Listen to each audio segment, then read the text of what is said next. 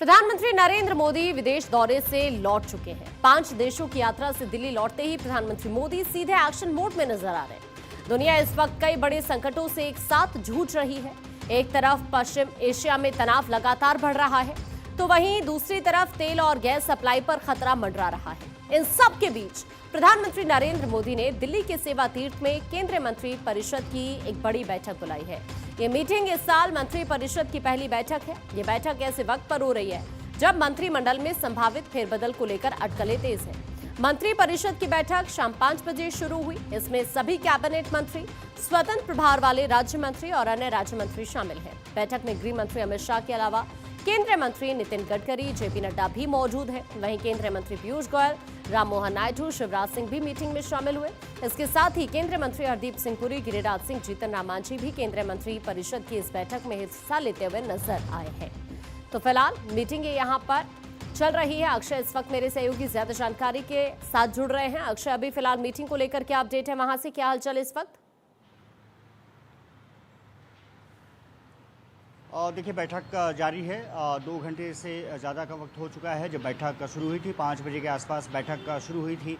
कहा जा सकता है कि मंत्रिपरिषद की इस साल की पहली बैठक और कई महत्वपूर्ण मुद्दे इस बैठक में उठाए गए हैं। पहली तो ये है कि एक आधा दर्जन से ज़्यादा जो मंत्रालयों के जो सचिव हैं उन्होंने प्रेजेंटेशन अपना दिया है कि किस तरह से सरकार आगे बढ़ रही है और क्या आने वाले समय में किया जा सकता है। उस पर फोकस है। खास करके पेट्रोलियम पदार्थ और अन्य चीज़ों को लेकर के प्रेजेंटेशन दिए गए हैं कि हमारे पास स्टॉक कितने हैं, आने वाले समय में कितना स्टॉक और है, कहाँ से हमें आपूर्ति मिल रही है, सप्लाई चेन को किस तरह से तंदुरुस्त किया जा रहा है। इन तमाम मुद्दों को लेकर के चर्चा की गई है। इसके अलावा कहा जा रहा है कि अन्य मंत्रालयों के भी सचिव इसको प्रेजेंटेशंस देने वाले हैं। निश्चित से कहा जा सकता है कि 12 साल के कामकाज को लेकर के एक समीक्षा।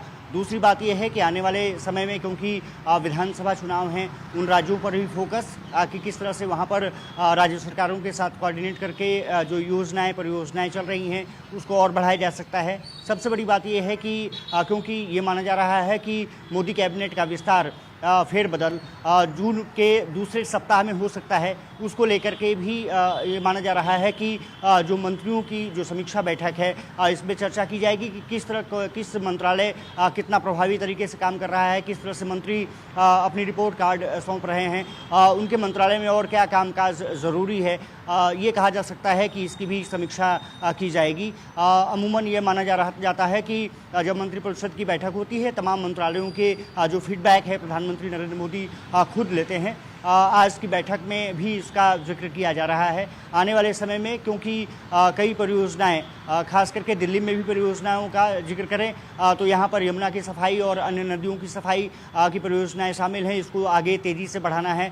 गर्मी से निजात देने के लिए किसानों के लिए जो योजनाएं चल रही हैं उसको और किस तरह से क्रियान्वयन किया जा सकता है। इंफ्रास्ट्रक्चर प्रोजेक्ट्स पर कितनी प्रगति हुई है और क्या कुछ किए जाने की ज़रूरत है। और आज के दौर में जो कि पश्चिम एशिया में हालात विकराल हैं, देश किस स्थिति में खड़ा है, 5 देशों की यात्रा करके प्रधानमंत्री पहुंचे हैं और एक्शन मोड में निश्चित से दिखाई दे रहे हैं। ये कहा जा सकता है कि बैठक होगी और बैठक के बाद औपचारिक रूप से डिनर भी रखा गया है, यानी मंत्रियों के साथ वो उस समय भी गपशप करते हुए प्रधानमंत्री नरेंद्र मोदी नजर आने वाले हैं। लेकिन पहले कामकाज की समीक्षा और उसके बाद निश्चित से डिनर पर वार्ता, ये कार्यक्रम फिलहाल रखा गया है। 2 घंटे का समय हो चुका है बैठक शुरू हुए।